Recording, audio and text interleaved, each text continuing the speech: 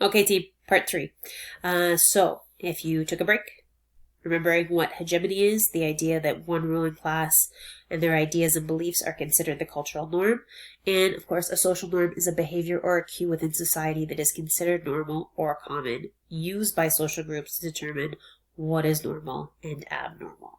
This can also serve to help us understand what's normal in terms of achievement, what success looks like, and how we want to portray ourselves to another person or people. Now, Gramsci was of the belief that hegemony was perpetuated through things like, books, novels, movies, etc. So something like the media or messaging that we constantly take in from movies, news, TV was what shaped our perception of social norms and hegemony.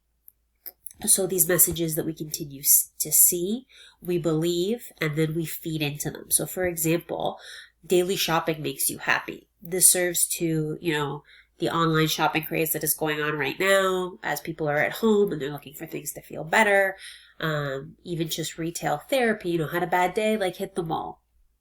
Poor people are just stupid or lazy. Again, it's the notion that it's not about being born into a social class or being in a position of power like the owning class, but that it's about people's effort and knowledge. When the reality is, in terms of production value, in order to maintain that owning class, per Marx, so like Marx's reality, in order to maintain that ruling class, you need to keep people in a position where this would be the belief system. We know that a lot of people who are in the lower class are not stupid or lazy. In fact, they're quite intelligent and they put a significant amount of effort into their work and into working hours, but they never seem to be able to get ahead based on the system that we're in and the pay that's being derived. My personal favorite here is probably that war brings peace.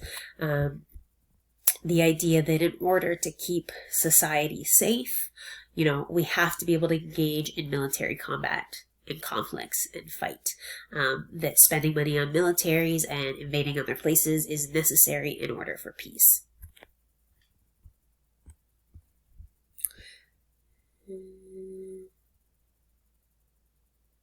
Anyway, this political cartoon comes from like a Marxist or a Gramsci supporter. So bearing in mind, of course, that this is bias in terms of people who believe in Gramsci's theory.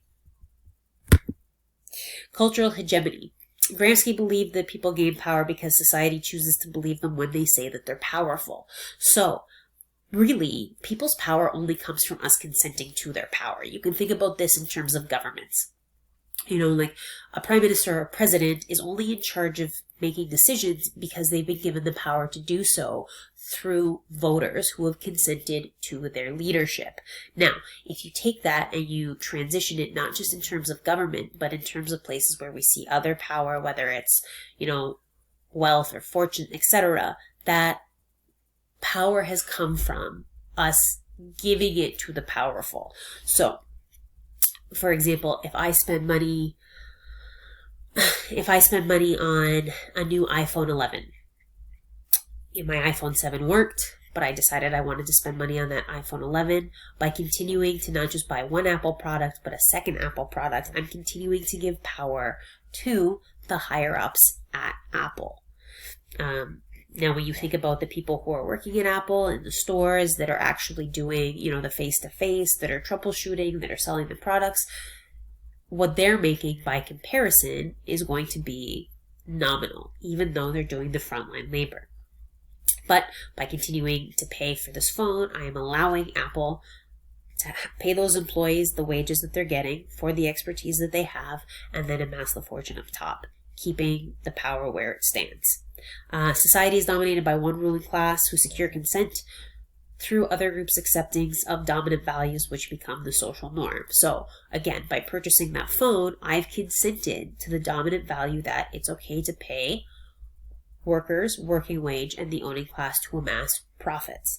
The ideas are considered a status quo and benefit a society while truly benefiting the ruling class. The working class creates this power structure. I know you're thinking, it's just a phone.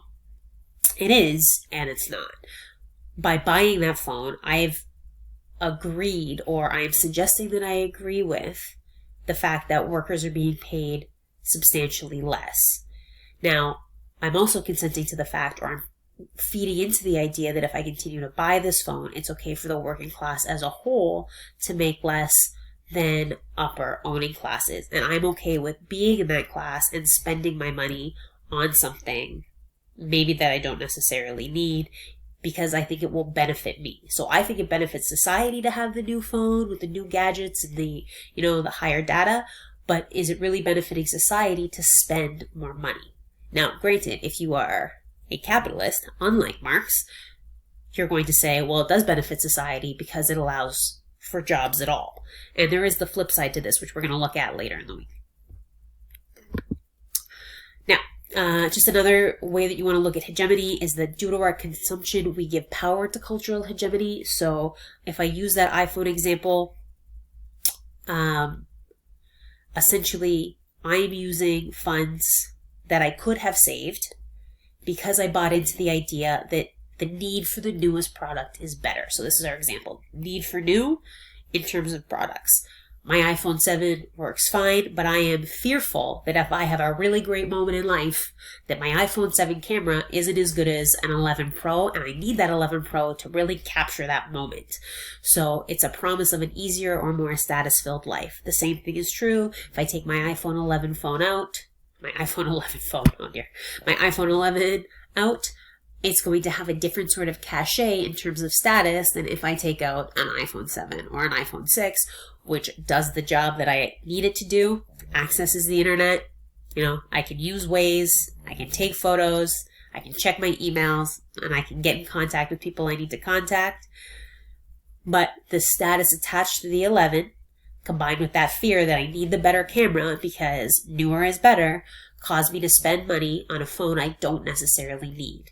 By spending that money instead of saving it and maybe investing it in a way that helps me gain wealth, I'm contributing to somebody else's wealth, thereby consenting to giving them power while limiting my own.